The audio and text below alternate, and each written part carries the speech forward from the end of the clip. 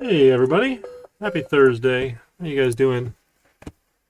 See a couple people hanging out in chat. Awesome. Hope you got your coffee. Oh, that one's empty now. I think I finished off the pot a little bit earlier. Thought I still had some more in my mug. I've got some sparkling water. So that's, trying to be good here. But all right, so we got a couple things on tap for tonight. Let me make sure I know where we are here. Got lots of last minute questions, which questions are good. Last minute's not ideal given the due date of the project and stuff being due at 2 minutes ago. So, hopefully that went well for most of you. Let's take a peek here. So I forgot, sorry, I'm totally out of it. I had a couple more Project Zeros that I didn't get to, despite it telling me here all the time I had to go do that. So I'll get those in for you shortly. But lots of Project 1s in, which is good. Let's take a peek. And then we'll talk about Project 1. That's the first thing on tap. At 20. 20 is not as many as I thought. I think we still have 27 students officially. So let me know if something's not working for you. I can see what we can do, but reach out. It's hard for me to know if you're having trouble unless you tell me. Okay, so but given you guys are here, you're probably not the ones having a lot of trouble with it. So I don't know. Maybe taking attendance would be worth it, but it's just a lot of hassle there. So all right, so we're gonna talk about Project 1. Yep, no problem. Awesome. Figured it out. Cool.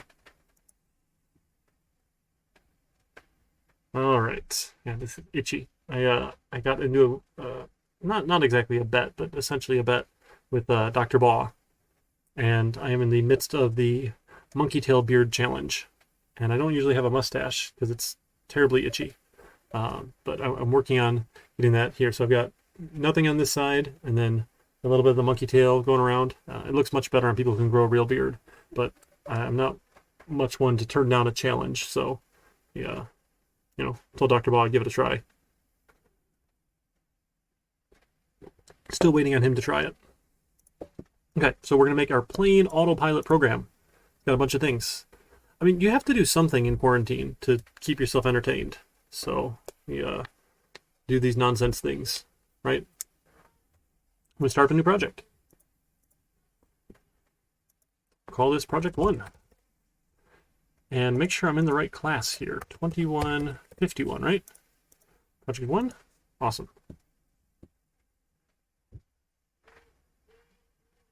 So a couple of people had trouble with unit tests. A couple of people had some other miscellaneous issues.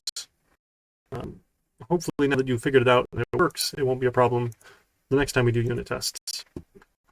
Excuse me, which will be for the next project. Okay, so project1.java. This one here would have a main method. Fine, we don't actually need a main method for the project here. All right.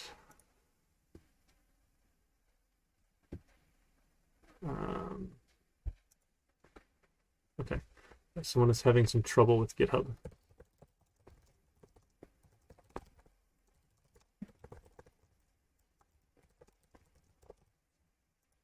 Okay. All right, so our project 1, again, we didn't really need a main method. We're not actually writing the rest of the program. We're just writing a class that can be used in it. So I'm going to go and add that class here. Call this plain. And again, kind of clear out some of this nonsense. I really should just change the templates. And I think I say that every time, but I want to take the minute to go do it while I'm here. And we're going to have a bunch of attributes. Right? We're going to have max altitude, landing gear enabled, model, and current altitude in feet. So let's make a bunch of attributes. So that was probably an integer. This was a Boolean. This was a string. And this one was int. Current altitude. Capital S string. There we go. Okay, and then we're going to make a constructor, plain. And plain, the constructor here, was supposed to accept arguments for model and max altitude in feet. So we take a string for model, a capital S string, right? String for model, and an int for max altitude in feet. The other ones we're not accepting arguments for, like the current altitude and the landing gear enabled. So we should give them good default values. Right? Sets good starting values to the other attributes. So most planes that I know start on the ground. So we're going to say the current altitude in feet is probably 0. And I know that's not actually correct because altitude is determined by sea level, and I know not everyone is at sea level, but for now that's probably close enough. Okay, we're not actually flying this plane, or we're not actually determining our altitude or anything like that. We probably use some actual GPS or something to do some of that stuff, but that's fine. So current altitude, and if we're at 0 on the ground, we probably have our landing gear enabled. It's true, right? And then I'll set my this.model to the model you provided in the constructor, and my this.max altitude in feet to the max altitude in feet you provided. It feels like I've drank a whole pot of coffee, and it's true, I have. Shout at me if I'm going too fast. I apologize. Having fun. Okay. So we're done with that. Oh, get methods for each attribute. Don't do it the slow way, right? Do it the smart way. Use your tool. Insert code, getters. Get. Now you'll notice the auto one here is not a get, it's an is, because it's a true or false. Isn't that cute? So it changes the verbiage from get to is because it's a Boolean value. It either is or it is not. It's not a get landing gear enabled that returns a true or false. It's an is. And I don't care if you wrote it as get or is, or you took the is. It's fine. Just notice that it generated a slightly different one because it knew it was a Boolean, and that's amazing. Computers are going to take over the world someday. Just you wait. Hopefully we learn how to program them. Okay, so our model probably could be final. We're probably not going to change that. And the max, sure, we could be final if we wanted as well. It doesn't matter too much if you did finals or not. Yeah, I mean, calling it get is fine. Calling it is fine too. Either one. I think is probably more proper, because it is true or is false, but, you know, that's okay.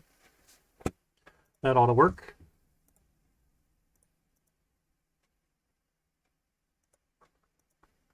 All right. Cool, so we got those. We got the gets.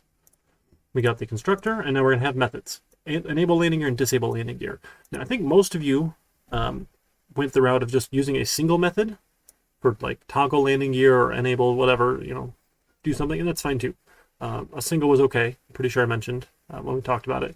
So either one method or two is okay. Doesn't matter. But we need to make sure if our current altitude is greater than 1,000, it doesn't enable. If it's less than 1,000, it doesn't disable.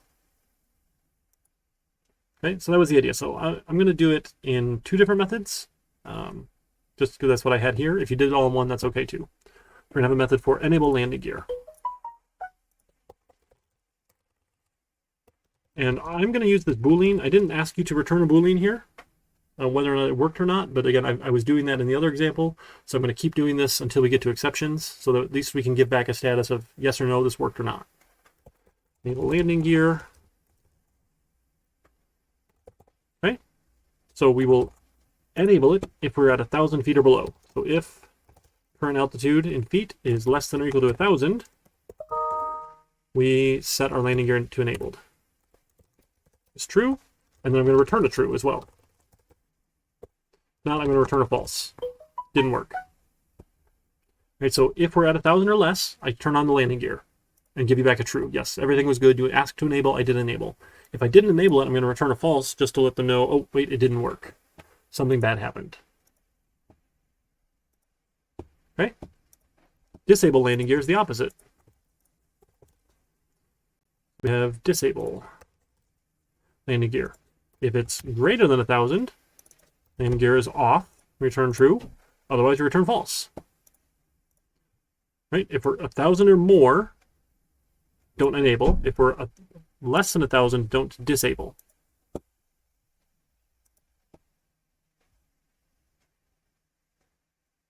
So, 1,000 at 1,000 we could disable, right? I think it's less than 1,000. Yeah, so for less than 1,000, don't disable. So at 1,000, we can disable. I said no equals true. Where? So we're enabling, we're setting it to true if we're at 1,000 or less, and we're disabling if we're at 1,000 or more.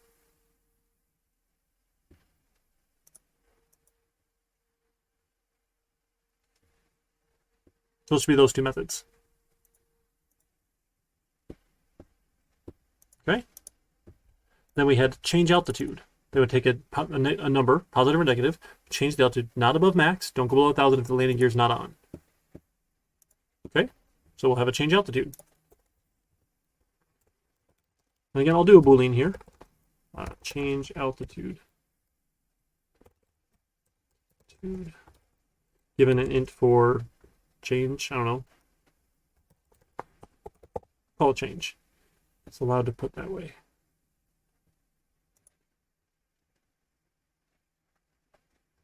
I'm not sure what you're asking, software. We'll have to look at it later.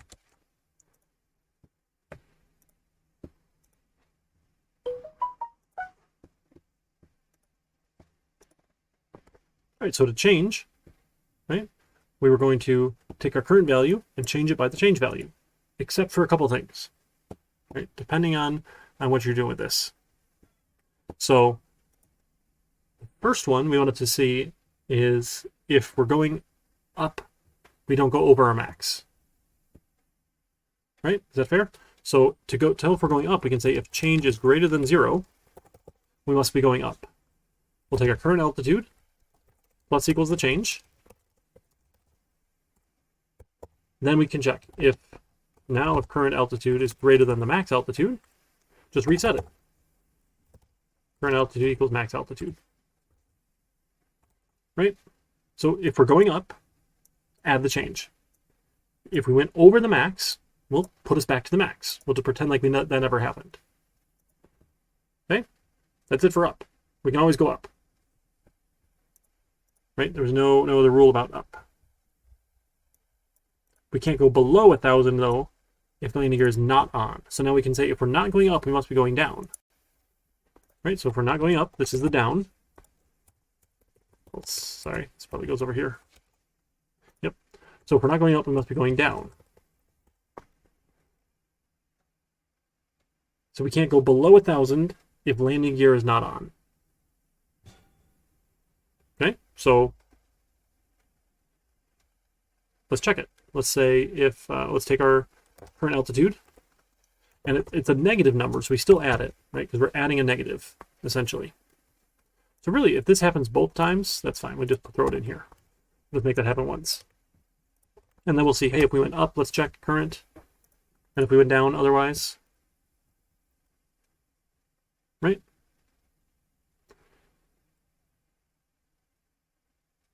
Ooh, actually, so this could be combined then.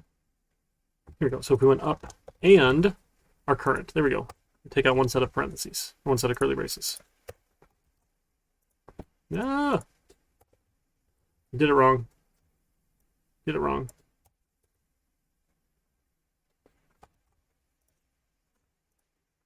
Oh no, I lost all my code.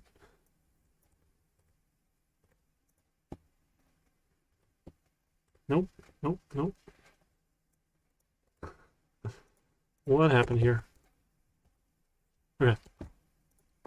This is what I get for trying to make this cleaner. Okay.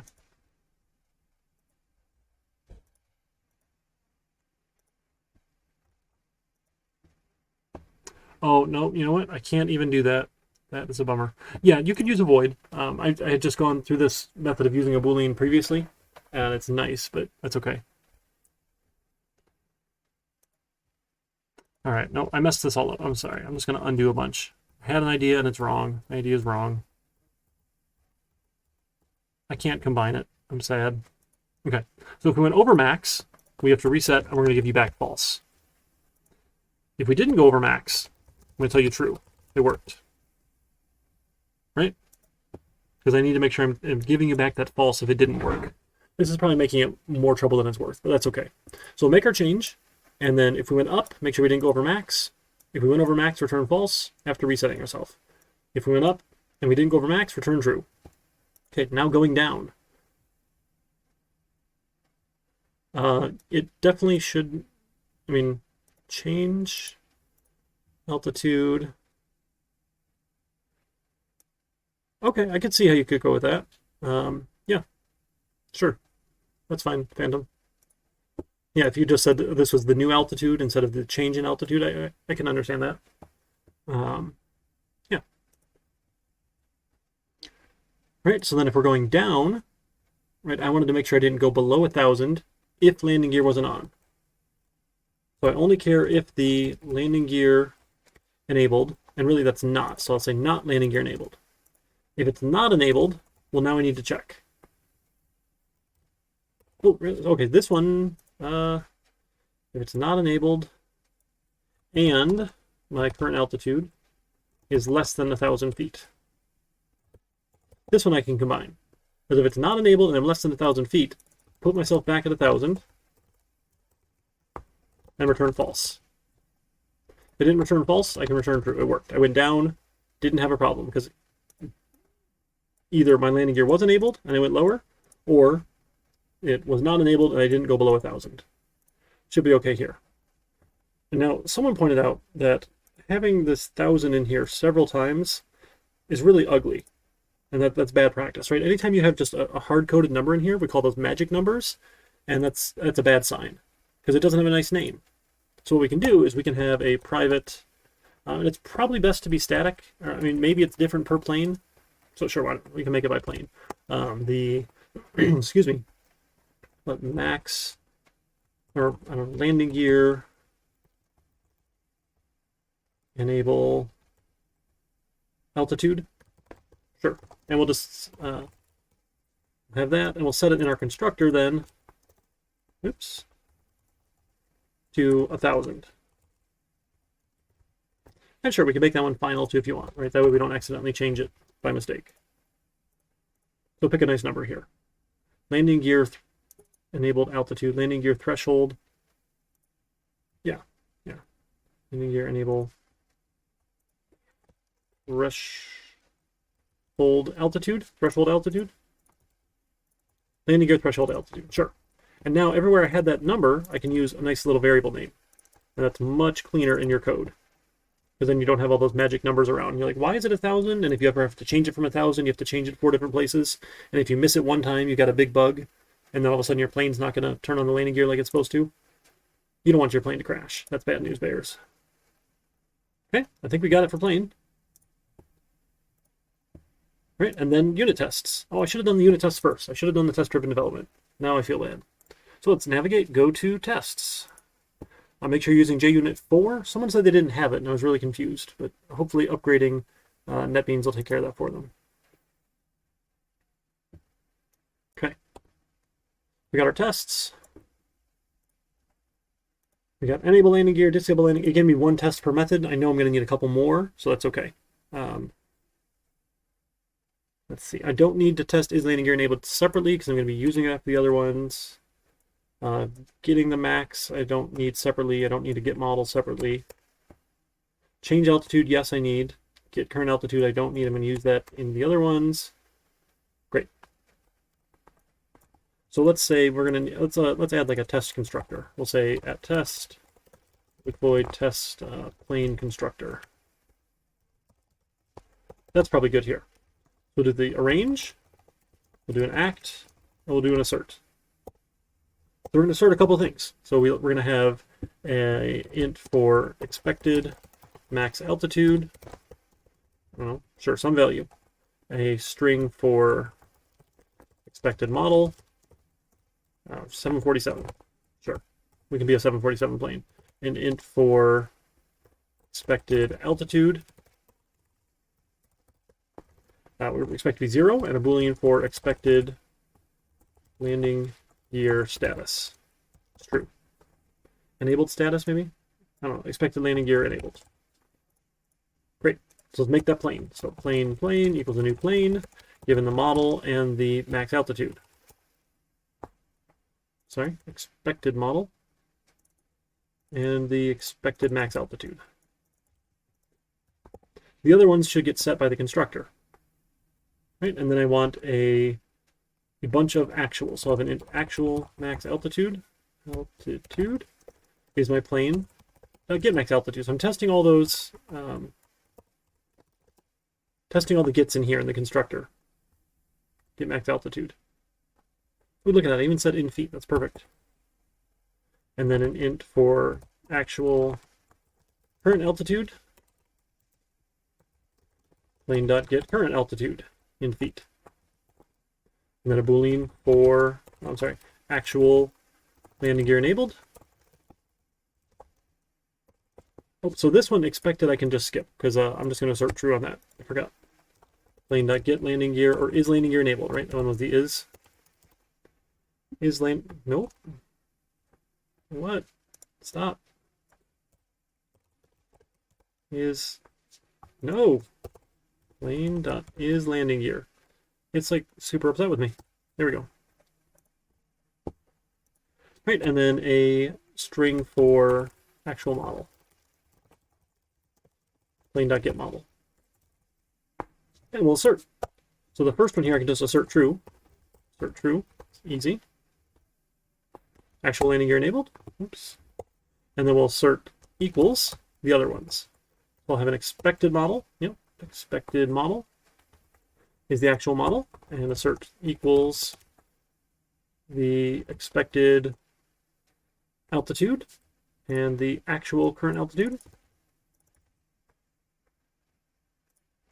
should probably be current, but that's fine. And then we'll have an assert equals for the expected max altitude and the actual max altitude. So I'll call the constructor, test those four things. Did I get some values back out? We'll run that test. So those are just the gets. Those should have been super easy. Nothing fancy working there.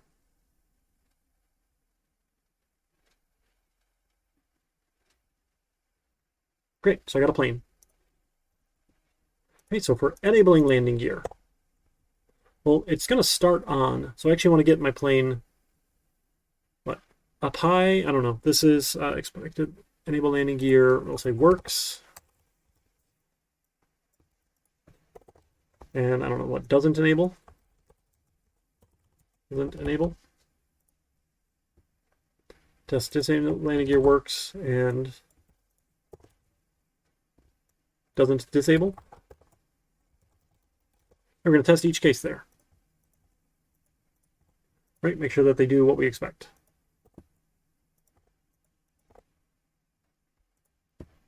Okay, so we're going to need a plane. So we're going to arrange. Now we're expecting that it'll turn on and then we'll have a status. So really we don't need anything in arrange. In act, we're going to make a plane. Plane equals a new plane. I don't care about the model, and I just need some large max altitude. Something more than 1,000. So it should work now. It should enable. Right, so a boolean actual enable landing gear is my plane.enable landing gear. And then I could have an actual landing gear status too. Actual landing gear enabled. Plane.is landing gear enabled. Make sure it's still on. I mean, I know it starts on, so this one's kind of silly, but that's okay. We'll assert true. And then we'll assert true again. Nope, true. Assert true. I think the type ahead just hates me sometimes. So they should both be true. Okay. It doesn't enable now if my plane goes above 1,000 feet. So before I do that, then I need to plane.change altitude. And let's give it, say, 2,000 feet. Let's go up, up, up, up, up, up, up, up, up. If we try and enable, we never disabled it though. That's a bummer. So it won't tell us that it's enabled. Maybe that's better when you guys had the toggle landing gear status. We should like pause at 1,000 to disable.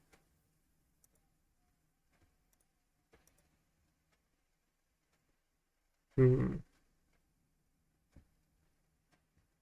know, let's just test that it doesn't enable again. I guess that's fine. I'm not feeling great about that, but that's okay. Let's see if that one goes. Because all we want to know is it tells me false, that it won't enable. Uh-oh. Doesn't enable. enable landing gear.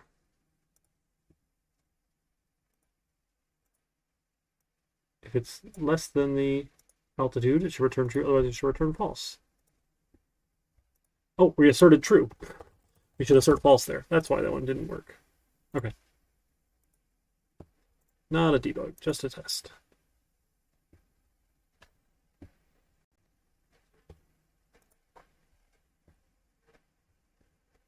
All right, let me try that one more time. I think I clicked the wrong button. Got too excited.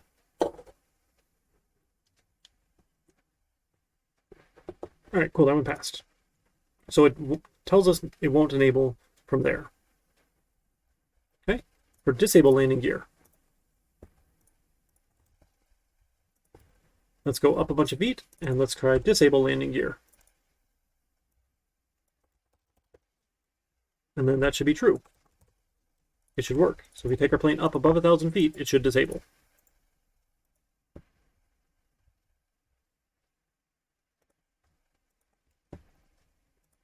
For disable doesn't disable, if we don't move the plane and we try and disable, that should be false.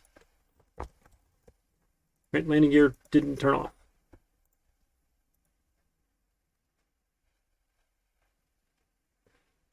I guess we could try another Boolean up here. We could say actual is landing gear enabled. Because we expected it to change here. Is. Okay, and then that one should be assert false. Make sure that enabled is false at that point, because we expected that one to actually change its status. Let's try it. Okay, looking good so far. Now change altitude. Right, change altitude had a couple different things happening here. It had, if we were going up over max, we'd get false. If not, we were going up, we'd get true. If we were going down and we didn't have landing gear enabled and we went below the threshold, we got false. And we stopped, otherwise it was true. So I got a couple here. So this is goes up. So arrange, act, and assert. So we're going to have an expected altitude, right? Expected altitude. We'll say like 2,500 feet. How about 5,280? Let's go up a mile, right? And we'll make a plane. Plane equals a new plane. Don't care about the model. I just need the max to be bigger than the expected, right? So 10,000 should be fine. Plane.change altitude. Let's change it to the expected altitude. We'll go up to the expected altitude. And that should be true. So we'll have a Boolean actual change altitude. Altitude is the result of that. And then we'll get the actual altitude. And actual altitude is plane.getAltitude. Current altitude in feet. There we go. And we'll assert. So we'll assert true that we changed altitude. It worked. And then we'll assert equals. Assert equals my expected altitude and the actual altitude. Okay, so we should be able to go up 5,280 feet, no problem.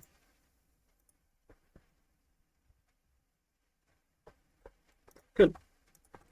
Now let's try going up over the max. Let's copy the whole test here.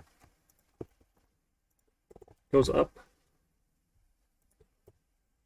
over max.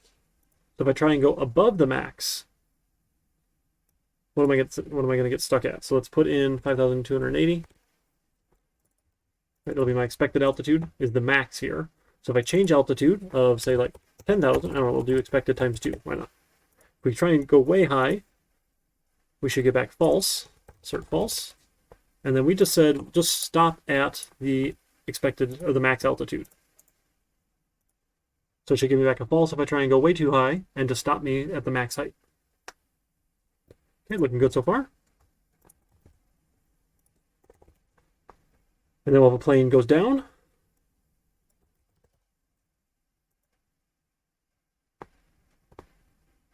So this one here will need, sure, that's fine. Make a plane, change the altitude to the expected altitude plus 100, because we have to go up first.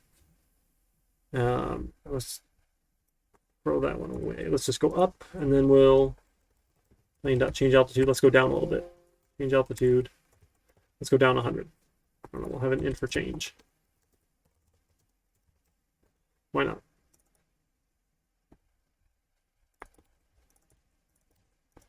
Okay, so we add the change, and then we go down the change. Negative change, like plus the change, down the change. That should work, should be true. And we should be at our expected altitude. Let's try that one. Okay. Uh-oh. Goes down. Expected 5,280. Oh, we couldn't go up. Our max was too low. That's right. We gotta set the max higher. It wouldn't go higher than the max, and then we went down. Okay, that one worked. And then goes down. What else do we have? We'd get a false if we tried to go below 1,000 and our landing gear wasn't on. All right, so we got to go up. This goes down, stops at 1,000 without landing gear. Landing gear enabled. Sure, you have a nice long name, doesn't matter. So we should expect to stop at 1,000 then.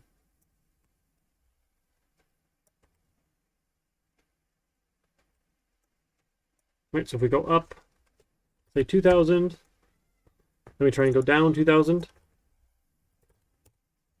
we should stop at that, and we should get back false. Right, so we go up 2,000, we try and go down 2,000. Oh, we never disabled the landing gear, though, so let's go up, and then let's disable the landing gear. We're high enough to disable landing gear, then we'll try and go down, and it should stop us at 1,000.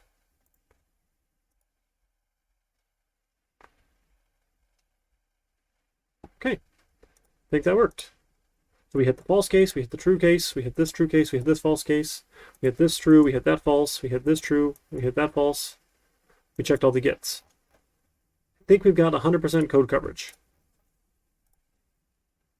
How's that feel? That makes sense? I think we hit everything we needed.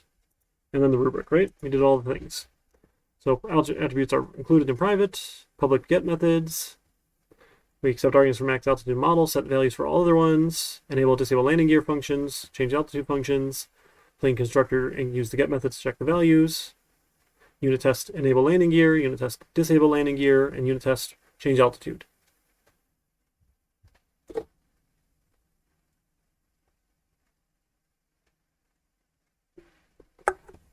All right, so I know the testing was new for a lot of you folks, because not everyone had my class last semester for 1500. So that was new. Classes sounded like they were a little bit new for some people, which is really, really unfortunate. And I'll have a conversation about that on Friday when we have our discipline day and we all get together. Well, that's tomorrow. Wow. We all get together and talk about CIS things, all of us CIS nerds. That should be fun. Just want to make sure we all have the correct expectations for what should be covered. Because that's on the list of things. Like, if you go to the catalog, not that I've been looking at all these course descriptions lately. Then we were doing our annual schedule planning for next year already, which is crazy. So trying to figure out what the courses for next year. Fundamentals, such as classes, methods, abstraction, encapsulation, and inheritance will be introduced. I mean, introduced is sort of a vague term there, but like, I don't know. So we'll have a conversation there about that tomorrow and see what the rest of my colleagues think. Okay, this 2151 is us. More complicated programming problems. Tell you techniques and structures used to solve these problems with the Java language. Exception handling, we have to do that still. Final input output, we have to get that still. Composition, we'll get to there. Inheritance, we'll get to there. Polymorphism, we'll get to there. Abstract classes interface, we'll get to that. And advanced GUI, design implementation, we'll get to that. Whew! We're just recapping classes.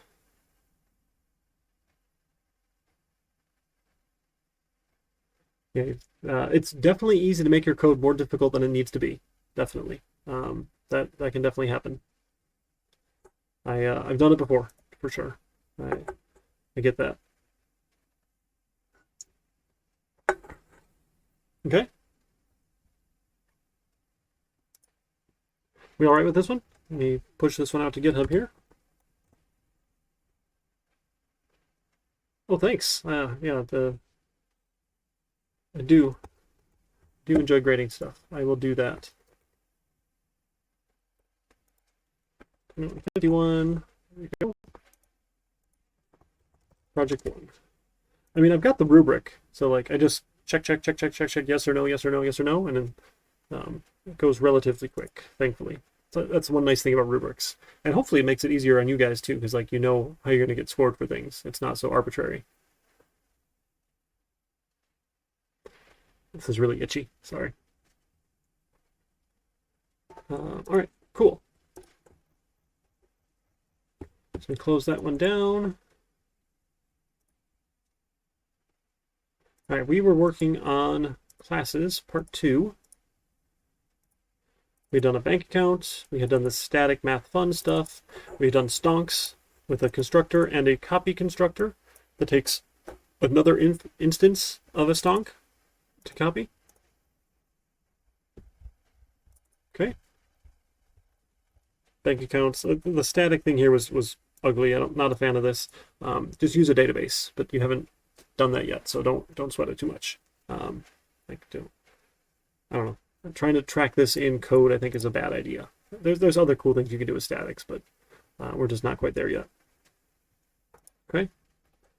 So we did some math. We did our checking. We bought some stock. Ooh, the stock was much differently priced last week than it is this week, right? I think it took a beating today, or the last couple days. But that's kind of what happens. Everyone gets excited and buys in. The demand increases the price. The laws of economics still apply occasionally, in addition to other factors. Let's see what we got here. Oh, come on. Just load the price. Is that 50? Oof. Down to 50 after hours trading from 90 something. 95, lost 50% today. Almost 50. That's a rough day. Rough day. That's why it was a gamble, folks.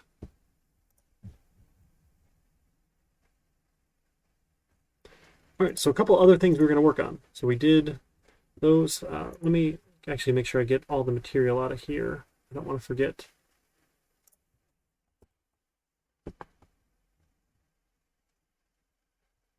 Only rough if you held, that's right. That's right.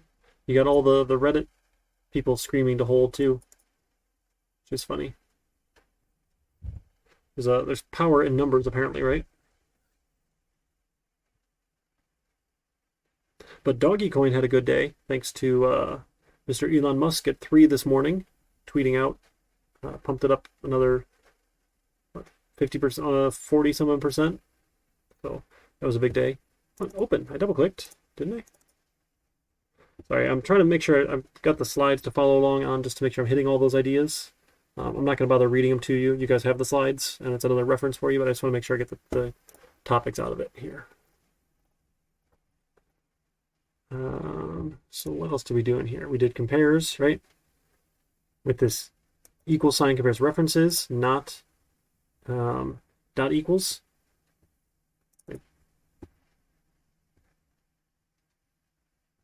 Oh man, I have a typo in here. I copy pasted it a bunch of times. Okay, so we saw our references here and ways to copy. All right, now we're going to talk about aggregation. Now this is really cool, where a class has another class. So let's make a new class. We'll call this maybe our portfolio here.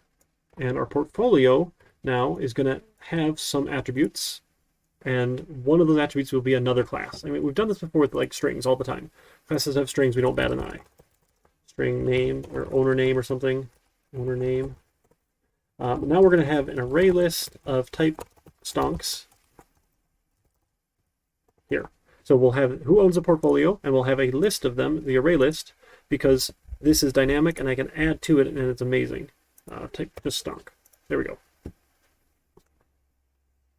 Right, so I can add, I can remove. It doesn't need to be a fixed size like a regular array. I don't want to have to deal with that headache. I just want to use the array list, and I can just add stuff to it as much as I want because it makes my life easy.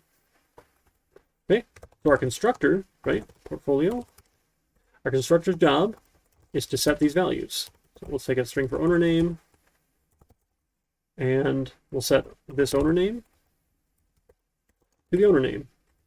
And then we need to create this instance, right? Because this needs to be created. So we need to say it equals a new array list of type stonk. Okay, so now I can use it. If I just declare it and I never initialize it, this is null. We get those null pointer exceptions, which are gross. We hate null pointer exceptions. Okay. So now I should be able to do some things with it. So we want to, sure, let's add a stock. So public void add stonk. And this one's really easy. We just take our stonks and we add it. Right, we got that add method. Super easy. Sure, that's fine. How about a public double maybe? I gotta look at our stock class again here. This one had, double for value. Great. So we knew how much it was. We probably also want a quantity, right? Should we have another quantity in here somewhere? Do we have that one? We don't have that one yet. So what we can do, because someone else might be using this code already and assume it's going to give me a quantity of 1. That's okay. So instead of changing this and have to change it everywhere else, what I can do is I can have another constructor. It takes a string for symbol, a double for value, and an int for quantity. Oh, that should probably be a double as well, right? Double for quantity. Because you're allowed to buy partial shares of things often. I'm going to add a private double for quantity. Okay. And I'm going to do all these things. Plus I'm going to set my quantity to the quantity. But now I'm going to feel bad about myself because I've got the same code in here and then it's not setting quantity. So what I'm going to do is I'm going to call my own constructor with a special keyword called this. Value and 1. Nope. Value and 1. So this is a special keyword. No, we don't need that. That will allow you to call a constructor from another constructor.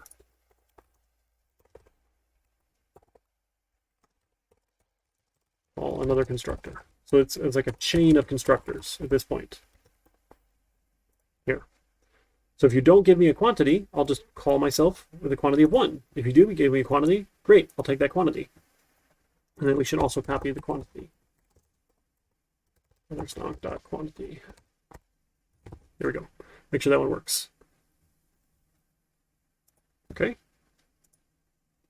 So that's using this reference. Before we used it to say this instance attribute. Now we're using it to say, hey, call this class this constructor and give it these values. It's pretty handy. Okay. So then in my portfolio, we can calculate the value. That's right, we're going to calculate value. So we're going to have a double for total or value or something, right? Why not? It starts off at 0, and then we're going to say for stonk in stonks, this is that enhanced for loop, right? We can loop through with essentially read-only. This one's not read-only because they're references, so that doesn't hold up in this case. We just can't reassign it. So remember, reference types are funny. If we have a reference, we can call any public method on it, but we can't reassign it to something else. So I'll say stonk dot, there we go, get value times, oops, I didn't have a method for it. We need quantity. So let's go down here. How about here? And we'll insert a getter for quantity. Perfect. Now we got that. Value times stonk.get quantity. And we're going to add that to value. So value plus equals. Awesome. And when we're done, we return value. So take every stock in my list, multiply its value by the quantity, add that to value. We got our calculate value. That's how much it's worth. Okay. So this class has a bunch of other stocks. So it's a has a relationship. When you've talked about inheritance before, inheritance is a relationship. So a portfolio is not a stock. A stock is not a portfolio, but a portfolio has stock. It's this idea of aggregation. We're combining these things. Okay? It's the has a relationship. Okay. Now we need to be careful here because this array list here is a reference. So if we have a method like array list of type stonk, get stonks, and we just return it, they now have our array list. And they can do anything that they want. That array list lets them, they can't reassign it, but they can add to it, they can remove from it, they can change values inside of it, right? Because they have full access to that array list. So we need to be careful about giving them access to that. Because then they can go change things, and we could run into trouble here. So we want to not give them our array list here unless you really want for someone to be able to go change it. Right? It's probably not what we want them to do because we want them to go through our public methods for add or remove or whatever else we're doing. Right? So instead, so don't return a reference type unless you want someone to have full access.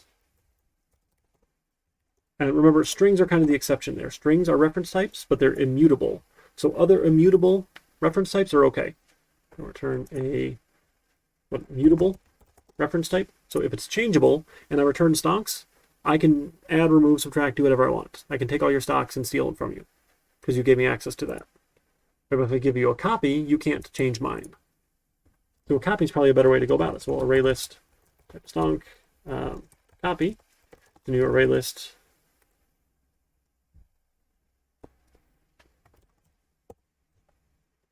Oh, there we go.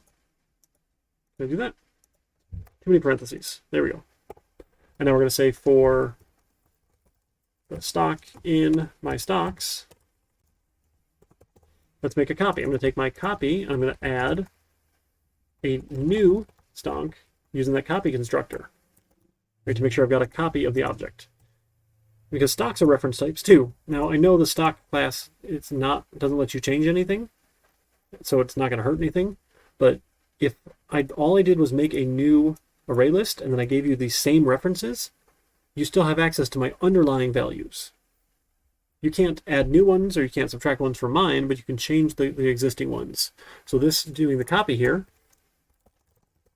ensures the existing references aren't used or are passed. Okay, and we return the copy. So that's the hard work. We're making a copy here. And we're copying the stocks into a new array list here. So what we want to avoid is that alias problem, where we have two things pointed at the same location.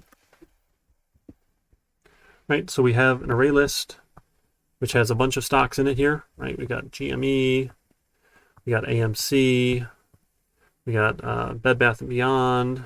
Right, what are all the other ones they're hyping? Sure, whatever, right? And those have the value and the quantity. Right, actually, I'm sorry. So this is a reference here. So it's a stock memory address. Wow. So stock memory address, that's right. We'll put all those in. So we have three memory addresses. Stock address and stock address. Wherever those live out in memory, we have GME at $50 a share and 10 shares. We have AMC at $7 or $6 a share or something, or $6.12, sure, why not? At 10 shares of that, and then Bed Bath & Beyond. The Y, we had like 3 shares of that, or no, it's like $12 a share and 3 shares. I forget what it is. We'll just make up some numbers, right? So those are references because those are reference types. So what is here is a memory address like X237B. This might be at X7914, and this one might be at X22AF. I don't know, wherever they happen to be. So if all I do is make a new memory, so this array list here is at its own location in memory. So like 97AA. So the array list is here. This is the stocks array list. It has a bunch of values here. These are contiguous values in memory. Right? And that's how we get constant access, instant access with an array or an array list. We take its memory address, and we multiply the index times the size. In our case, the size is just a memory address. It's 64 bits. So the first one is here. The next one is at that address plus 64 bits. The next one is that address plus 64 more bits and 64 more bits and 64 more bits. We go get it. So we get a reference. So if all I do is I take a new array list out of memory, and I say, okay, sure, let's make a new one at, say, x123a is an array list. And if I add the same memory addresses, 237b, and I add x7914, and I add 22af, now you have two array lists with values pointed at the same locations in memory. That's a shallow copy. It's not a real copy. Okay? Because, yeah, it's a new object, so I can't add and subtract from your array list, but the values inside of it are the same values that you're pointed at. And this is probably okay at this point because these are immutable. Right? These are immutable. Mutable. Right? We don't have any methods to change. In our stock class, they get set and then they're fixed. That's it. You can get them. They're done. So it probably would be safer to mark them as final as well.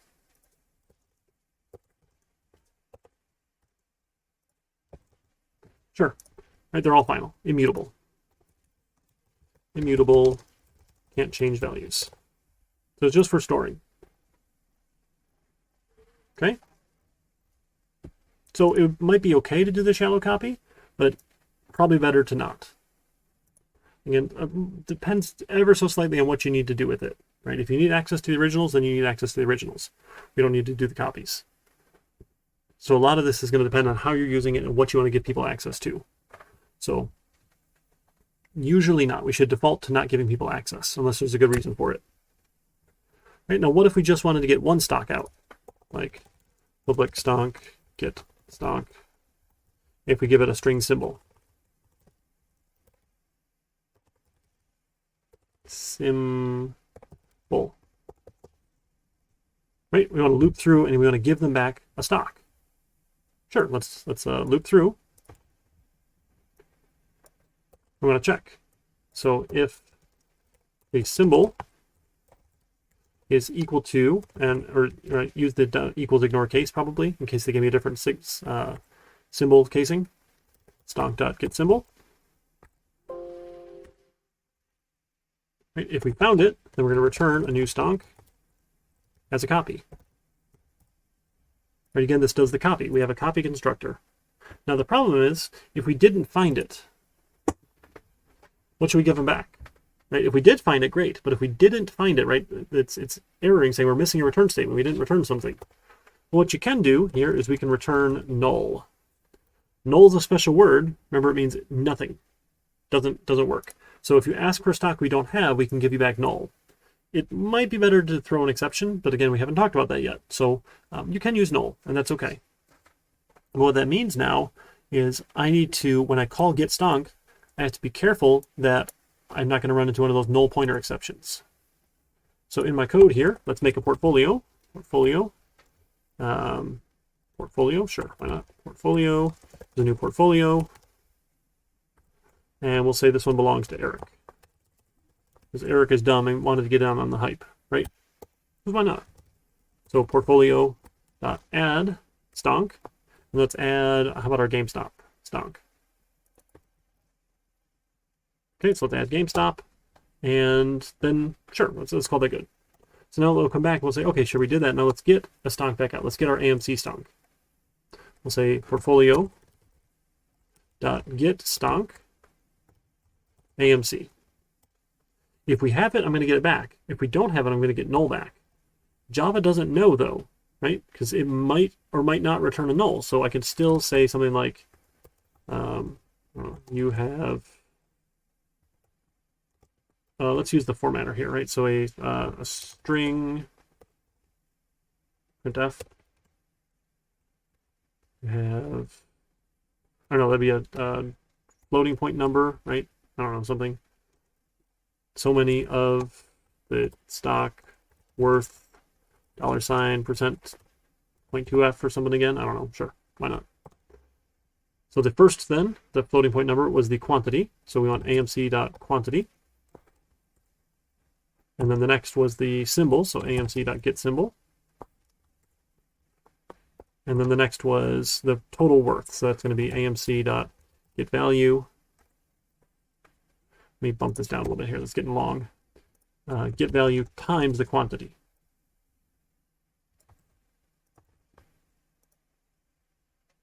Okay, and we probably also want a new line when we're done. Those formatted prints are obnoxious because you have to do all the new lines every time. But Java has no idea that I'm going to get back a null. And what's going to happen when I run this? Hydration, thank you. I'll drink some more of my fizzy water. I was never a big fan until I went to Ukraine and drank a lot of fizzy water there. Uh-oh, oh no, red. Null pointer exception. Cannot invoke stock.getQuantity because AMC is null. Wah, wah, wah. Didn't have it. So what we have to do then is we have to check if AMC does not equal null. I can do this. We just got to be careful. If you're returning nulls, any code that uses it has to do these null checks, which is really obnoxious. So again, nulls are not ideal. I mean, I guess it's no better than if we had to deal with exceptions, but that's okay. So just be careful. Else we'll print. We've saved a bunch of money not buying meme stock. Okay. Let's give that a shot.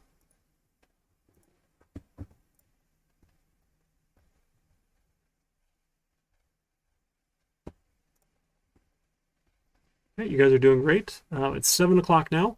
We got a little bit left to talk about in addition to the next project coming up. So we're going to talk about enums, we're going to talk about garbage collection, and then we'll talk about project 2 after break. So when we come back, say about 7:10 or so, we put on some music, and we go from there.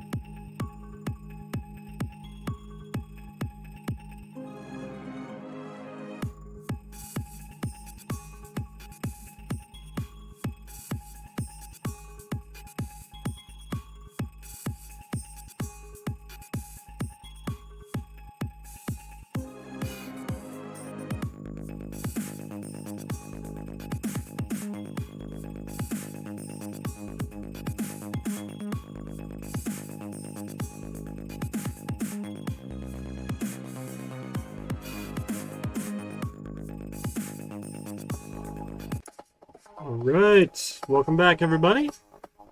Oh man, this one's fun. I think the soundtrack's gonna get old though, because this is the only one I have of his. A couple other ones where I think they're like singles, yeah, and then they don't work as well. Has this one got more? Yeah, this one has a couple. Okay, so we're gonna try a couple others later. But DMCA free music, hooray! Thank you. All right. So a couple other things to talk about. Oh, I lost you guys. Where'd you go? There's chat. All right. A couple other things to talk about, and then the next project tonight. Okay? Where did it go? Yes, an enum. Enums are pretty cool. What they let us do is put a nice name to something. That's essentially all it is. Put a nice name to something. They are useful because they are more efficient than strings, because they're essentially an integer with a nice pretty name. But it saves us a lot of work. So what we can do is say, let's make a new class here. We'll call this an event. And then the event, we're going to have an enum for day of week or something. And then we give it a couple values. So we have Monday. Nope. Oh my goodness. Come on, type ahead. Monday, Tuesday, Wednesday. Oops, there's no equals. That's why. Wednesday, Thursday, Friday, Saturday, and Sunday. So you declare them like this, with this crazy notation, this curly brace. A lot like you could declare an array with this array initializer syntax, but it's a type of enum. Okay, and then we might have an enum for time of day. Maybe we'll say morning, not math, no, I thought I said morning, afternoon, and evening. So our event is either Monday, Tuesday, Wednesday, Thursday, Friday, Saturday, Sunday, and morning, afternoon, or evening. Okay, and then maybe we write a constructor for event. Maybe it probably has private day of week, and maybe it has a private time of day. All right, so then event will have a day of week. So you got to use it as if it were a type, right? Like when we create our own class, we get to use that as a type. We get day of week. Right? And we'll call that day of week. And then we get a time of day. Time of day. And then this day of week is the day of the week. And this time of the day is the time of the day. Okay, give that a little format. Sure. That's how it likes it. And then we need some get methods, right, for those. So let's insert down here. Insert some getters. Awesome. So we can get, and we probably also want like a string for event name or something. Name? Why not?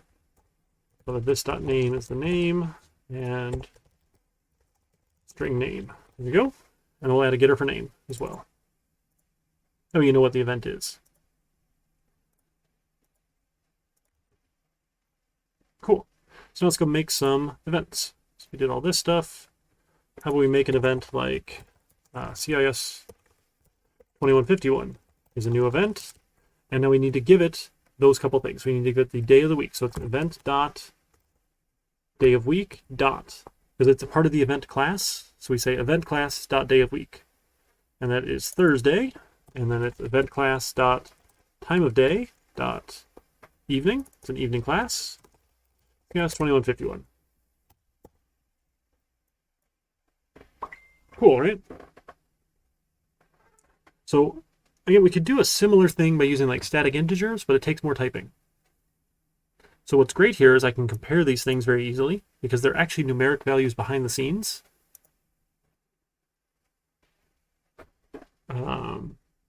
And you can even see if one is greater than or equal to the other. So the first one you declare is essentially 0, and then 1 and 2 and 3 and 4 and 5 and 6. So you can see which one is greater than the other, if you wanted to. Again, it depends on exactly what you're using it for, but you can.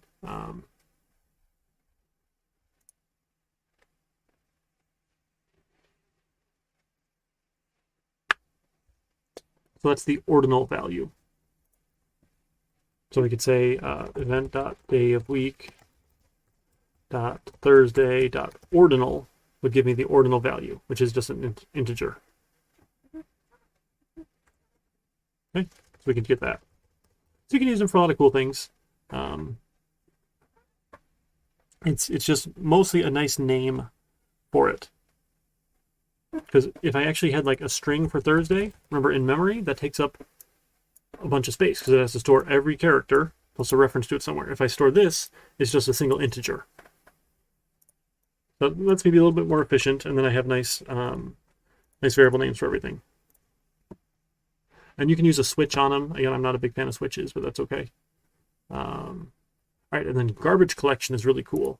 When an item goes out of scope. So if we have anywhere in, we don't in here, do we?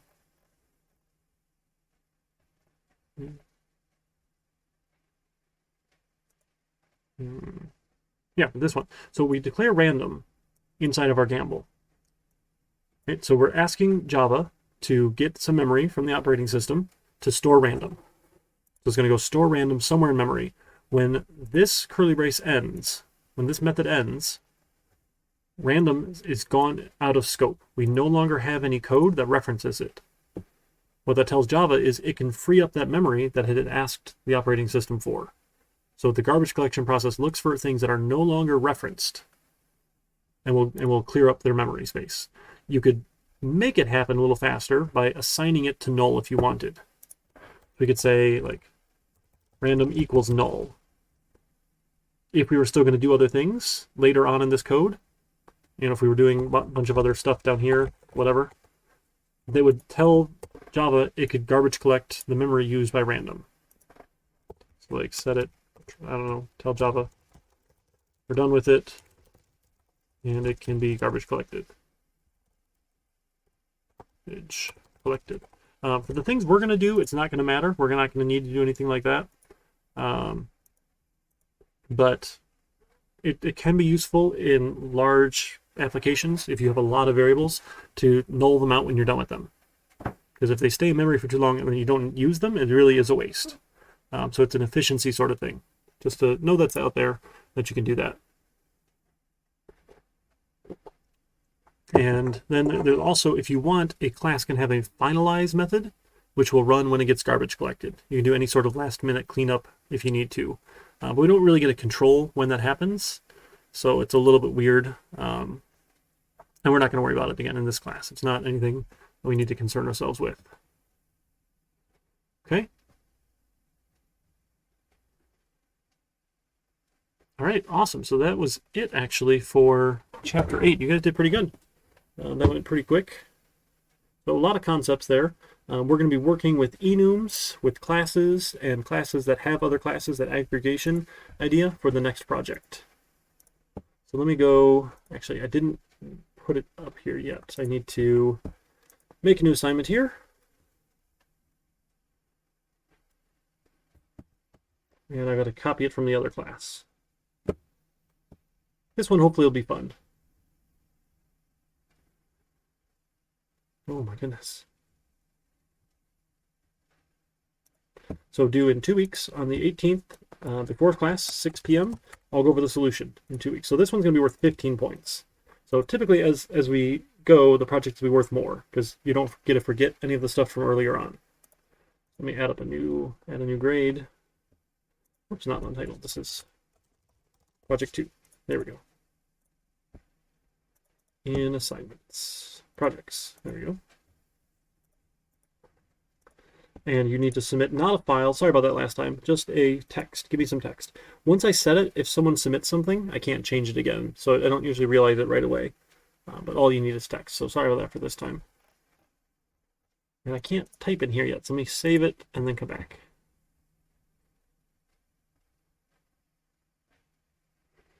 Okay, and don't forget, we do have study group sessions 3 times a week. We've got Tuesday at 4 to 5, Wednesday 6 to 7, and Thursday 4 to 5 again. Hopefully you guys are getting a chance to make it to those, and that's going well for you folks.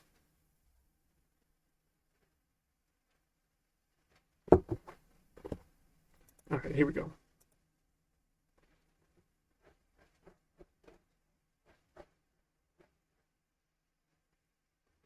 Come on. Okay, I still have to add the rubric for it here. All right, we are going to make a basic 5-card poker game. Okay, to do that, we're going to need a lot of things. We're going to need a class for deck. Really, it's just the deck of cards that just has a list of cards inside of it. Cards should have an enum for suit and face. Remember, there's 4 suits, there's spades, there's hearts, there's clubs, and there's diamonds.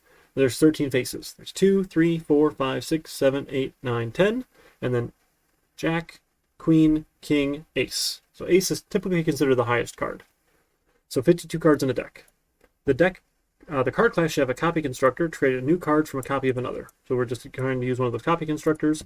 The deck class should have a get random card method, which picks a random card from the deck and then removes it so you don't pick it again. So like you have indexes 0 to 51 for your 52 cards. Pick a random index and remove the card and then give it back with this get random card. And you could use the copy constructor here, but we're getting rid of it, so it probably doesn't matter. It's probably overkill, but we're just having a copy constructor because we've tried it. All right, we're going to create a 5-card hand for the computer player. You want to keep them sorted, high to low, it'll make your life easier. And then a 5-card hand for the user. Again, you probably want to have these things sorted. So if we have a class like poker hand, it'll work. We're going to tell the user what their cards are. All right, each player bets $1 initially. That's how we're doing it. We're not doing any of these weird poker variants, and it's just one player, one computer. Make sure you start with a new deck each hand. On the player's turn, they can either raise, bet another $1, or they can just call. If they call, we just see who wins. The winner gets the pot. If they raise, they add $1 to the pool. The computer picks randomly and will either fold half the time or call half the time, do the additional $1. So it's possible to bully the computer into just folding half the time. After the hand is called, you compare the hands to see who wins the money in the pot. Add that to the computer or the player's balance. If it's a draw, each player gets half the money. So for hand comparisons, you want to see this Wikipedia page here. So poker hands, 5-card poker hands are compared by rank, and then there's ways to tie break each rank. So we're never going to have a 5 of a kind. We don't play with jokers. Jokers are stupid. Right? We don't play with them. So there's no 5 of a kind. The best possible hand is a straight flush. If both players have a straight flush, you need to tie break by which has the higher card, the highest card. If they both have the same highest card, then the hands are equal and they tie. Okay? A 4 of a kind. You can't tie if 2 people have a 4 of a kind. If both people have 4 of a kind, the winner is the one with the higher 4 of a kind. Again, we're looking at face value. So 2 is the lowest, ace is the highest for face values. Full house. The winner of a full house, if you both have full houses, is the one who has the higher 3 of a kind. 2 people can't have the same 3 of a kind because there's only 4 of each face in the deck. For a flush, it's all the same suit. The winner is the highest card. If both of you have the same highest card, if both of your first cards are the same, then you have to look at the second cards. If those are the same, look at the third cards, fourth cards, fifth cards. If all 5 cards are the same face and you both have a flush, you tie. As soon as you find someone with a higher face, that hand wins. But again, in order. So that's why the sorting is kind of helpful there. For a straight, whoever has the higher card in a straight wins. If they both have the same number for the highest card, then they tie. 3 of a kind, again, whoever has the higher 3 of a kind wins. 2 pair is a little trickier. Because 2 pair is whoever has the highest pair wins. If both of your highest pairs are the same, then you check your next highest pairs. If those are the same, then you check your 5th card, whoever has a higher 5th card. If those are the same, you tie. 1 pair, right, check your 1 pair. If those are the same, check the next 3 cards in a row. Your highest card, your next highest card, your next highest card. And then just high card, you just check the highest card against the other highest card. So the easiest thing to do is you want to break this down into small pieces. You want to do that functional decomposition. Right? Take a big problem, break it down into smaller problems. So we're going to have a poker hand class that has a private attributes for 5 cards, a constructor that accepts 5 cards, and you want to sort them in the constructor. Right? I can help you with this later if you need help sorting. But put the highest card first, and the next highest, the next highest, the next highest, the next highest. Okay? should have a method that accepts another poker hand class and compares itself to it and returns a win, draw, or lose enum result. So like we did with Powerball way back when, right? One Powerball compared to another Powerball. How much money did I win? This is one poker hand compared to another poker hand. Let's see, did I win, lose, or draw? So when you're comparing hands, we're going to break this down into small steps. It sounds like a lot. It's not so bad. Don't worry. First, you need to figure out your hand rank. That uses some sort of hand rank enum. If your ranks are different, the better rank wins. So remember, the first enum is the lowest number. So you want your first enum to be high card, and then one pair, two pair, three of a kind straight, so on and so on and so on. So you can just compare the enum type. Hey, a straight flush? Yes, that's a greater rank than all the others. That will win. But if the ranks are the same, then we need to figure out the tiebreaker. Some ranks can tie, others can't. So I suggest you leave the tiebreakers alone for now. Just figure out hand ranks. Right? Break it down to small. How do I figure out what rank you are? After that, I'll figure out, this comparison can just be, is my rank better than yours? Win, lose, or draw. If the ranks are the same, assume it's a tie for now. We can come back after that part's working and then figure out, well, how do we tie break a straight flush? How do we tie break a four of a kind? How do we tie break a full house? On and on and on. And we can tie break each of them differently. Okay? And then we just keep the game running until someone runs out of money or the player just wants to quit. Like they're just going to keep betting a dollar, betting a dollar, betting a dollar, betting a dollar, and then you want to raise or call, bet a dollar, raise or call, on and on and on, and let them quit eventually. And then we're going to have 100% code coverage of our poker hand class. The other classes are not quite so interesting, and it's hard to unit test something that is random like deck. So don't worry too much about that. There's really nothing to test inside of card. It's just an enum for suit and an enum for face. So like the constructor should just do its thing. You can, but I'm assuming at this point you've done enough unit testing. There's nothing wrong with doing it, but this is, I think, enough to do for 2 weeks. Okay, so 100% code coverage of the poker hand. That's all of the compare, and rank stuff. Right? How do we compare one poker hand to another? How do we check the hand ranks? How do we do all the tiebreakers? I don't know why that did that twice. That's fine. And I'm going to work on a rubric for you guys so you know how you get all your points for that, using all these things. Don't worry, the tiebreaker part is only going to be a small portion of it. Right? There's other points for other pieces of it here. So if that sounds crazy and you don't get it done, you're not going to lose out too many points. Okay, and then later projects will be worth more points as well. So you guys went super quiet in chat. No one's been chatting at me for a while. I feel like something broke, but maybe not. Maybe just the assignment broke. How are we feeling? Classes, enums, comparisons, classes that have classes, right? So like poker hand has 5 cards, poker cards, deck has a bunch of cards. So we're doing this aggregation where objects have other objects. All right, cool. Not broke, just broken. I don't know what to say about that. I'm sorry. Yeah, glad things are going well. What else should we talk about? Again, typically we do this lab style where I talk for half the class and we practice stuff for half the class. It's 5-card poker. Yep. My kids got on a poker kick when we stayed in Philadelphia. The grandparents came out for a week and a half or so to try and keep them entertained while my wife and I were up at the hospital back and forth. And they taught them poker. And they thought it was really fun to figure out these poker hands and figure out which one was better. And I think they played 5-card draw. But I thought draw might be harder. This is probably hard enough. We could add in the draw feature later if we wanted. Right, so to display cards to a user, you probably want to go all the way down to card and have that have a 2-string. And then poker hand can just 2-string each card. Yeah, well, the Thursday morning VOD is pretty much exactly what we did today. Yep.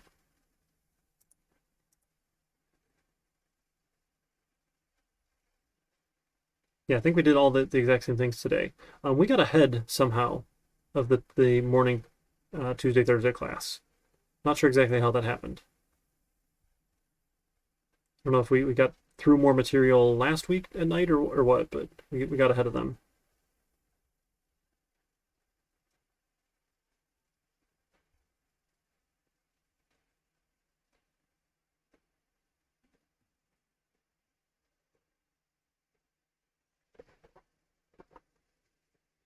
Cool, so I will be posting a quiz on Chapter 8 shortly. If you've been able to make it to the study group last week or this week, you can get a bonus point on that quiz. So that's your other incentive to go to the study group sessions, not only to get an extra point, but it'll help you reinforce the material and do better. We have data that I think proves that, essentially. At least you get a better grade. Maybe it doesn't prove that you learned it better, but it proves your grade is better. Those are supposed to be related. Let me make sure all of our code is out here in GitHub. It is chapter 8, night class.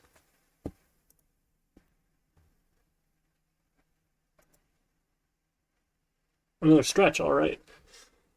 Thank you. Yeah, I know I'm like falling down in my chair back here. If I actually sit up,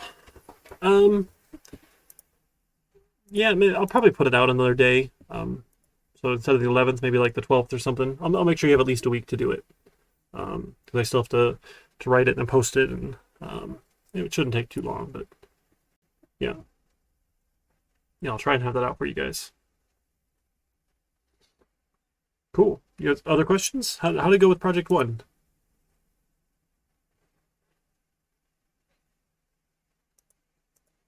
I think I already asked you that, didn't I? I should just scroll up in chat.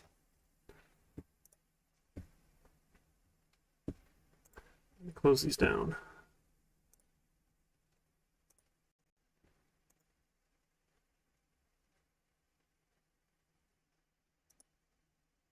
That's okay if it's a mess. As long as it gets it done. As long as it gets it done. Yeah, testing. It takes a little bit of practice to get used to that idea of why we're doing all these tests. But hopefully you're doing pretty much the exact same thing in a main method earlier, where you would say, okay, if I give it this value, do I get the right thing back out? If I give it this value, do I get the right thing back out? But we just kind of did it in our head rather than in code and said, okay, hey, code, check, does it match this? Right? We kind of just had those expectations in our head. So it's nice to get it down into the code for unit testing.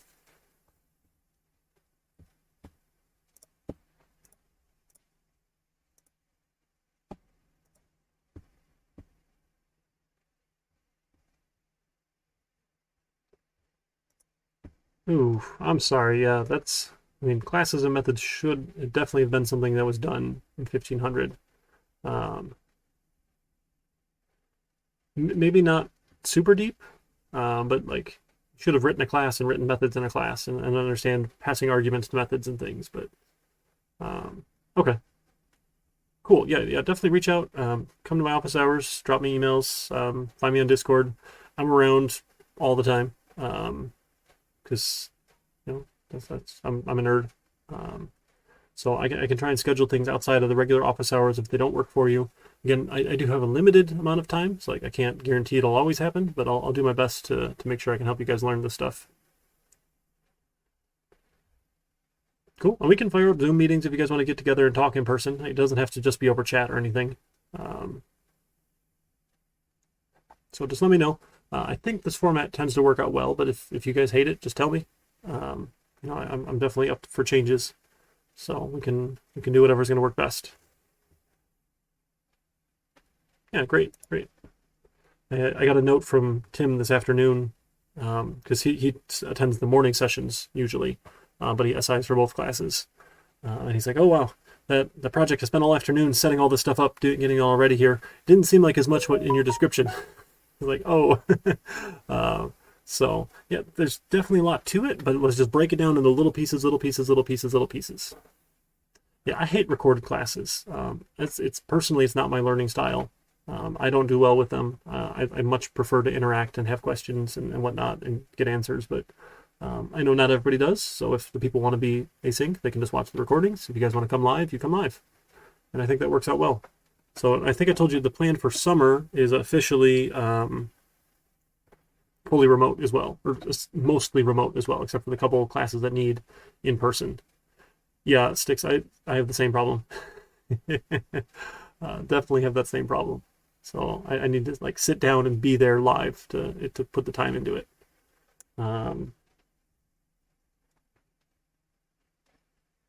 Yeah, so summer we're going to be mostly remote again. I think the schedule's coming out shortly. We're just doing our final proof of it there. So if you guys are around for summer, I'll be around as well.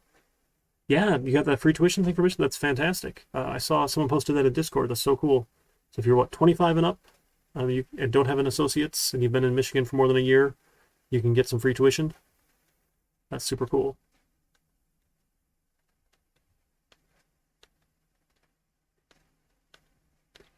Yeah, so summer classes, we don't have as many running in the summer typically, but we'll have the data structures class I'll be teaching.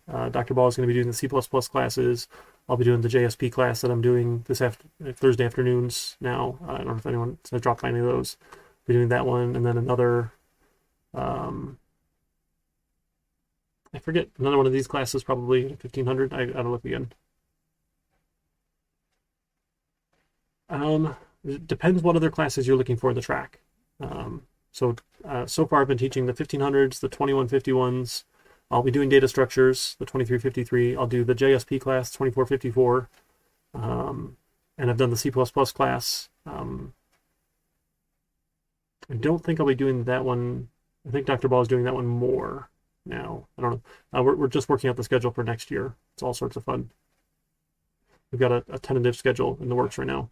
Did you have a course number? I can look it up and see.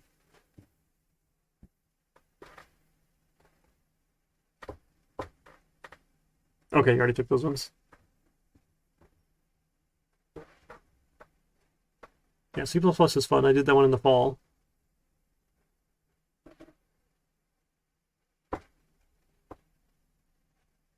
Yeah, the HTML, yeah, data structures is a lot of fun too.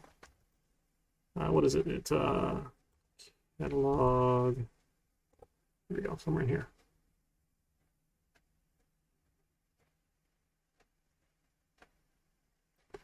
Let's see, we've got our program in here. Oh, I don't want the description, I want the programs. There we go.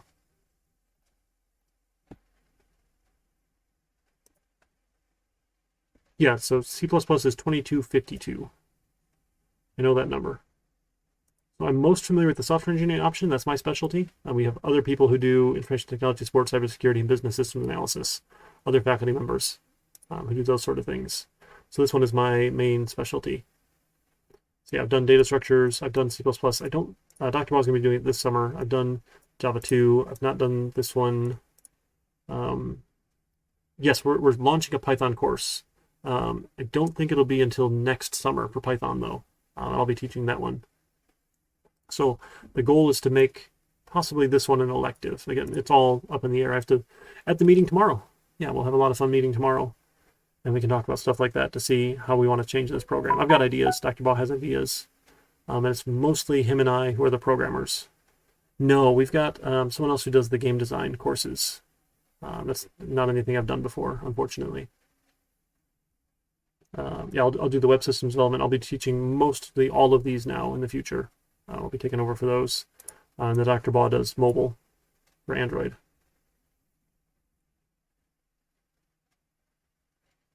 Yeah, and he does the JavaScript programming as well.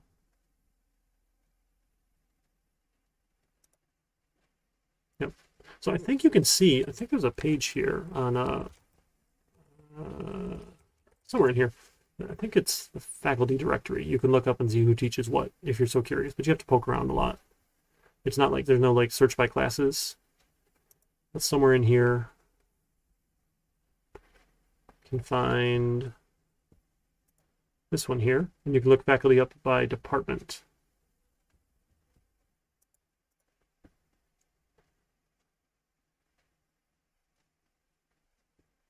By department, yep. So it's computer and business science for some reason. So there's a couple of people who aren't CIS in here. But you can find people's names, and like if you click on them, it'll tell you what classes they teach. These are all ones I've taught before. Wow, that list is some of these I've not done in quite a while. So I forget who does.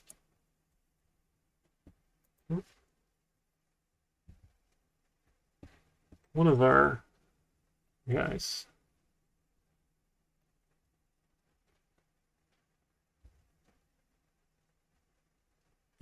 I don't remember off the top of my head. We'll do some of those classes. Trying to remember which one. So yeah, it's not super searchable, but it's not, you can like pick people up. Oh, I think Nick Mullins, I think that's his name, does the game design classes. Yeah, Nick Mullins does the game design classes. So he's a real good guy. That was a lot.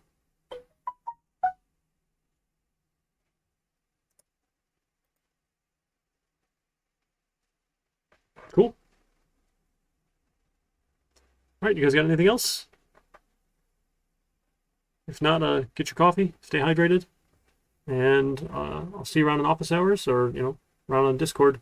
And do keep posting the memes. I love seeing all the hot memes. Those are fun. So any funny stuff you have out there. Someone had just mentioned something about coding, and like they said it seems really easy when I do it. So I thought this one was really funny. I saw. Keep in mind I've been coding. I started school for it in 2005. What is that? 16 years now of school and further education and then actual professional practice and stuff. So I've got a lot of practice. So a lot of things come quickly to me. So that's why I give you lots of coding assignments. I think that's really the only way to get better at programming is to practice. Reading a book, listening to me, doing whatever is going to not be all that great. So, just practice. That's the best thing you can do. So I'll give you lots of it for sure. All right, should we go see if anyone else is online to raid? Let's see. There might be someone else around. Check the Knowledge Fellowship, see who else is around. We've got playing guitar tunes, someone playing guitar, taking questions. A blacksmith. You want to go check out someone blacksmithing? Or someone level building in Unity. That sounds fun. Let's check out that. Level building in Unity. I don't even know what that means. Let's see if we can raid her channel. Head over that way for fun. Maybe it'll work. Come on. Clicky, clicky.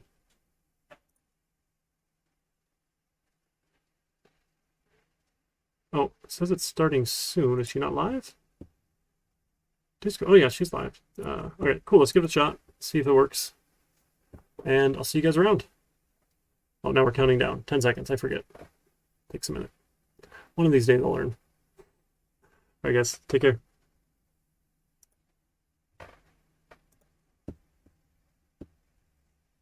I've been having a ton of tech issues today.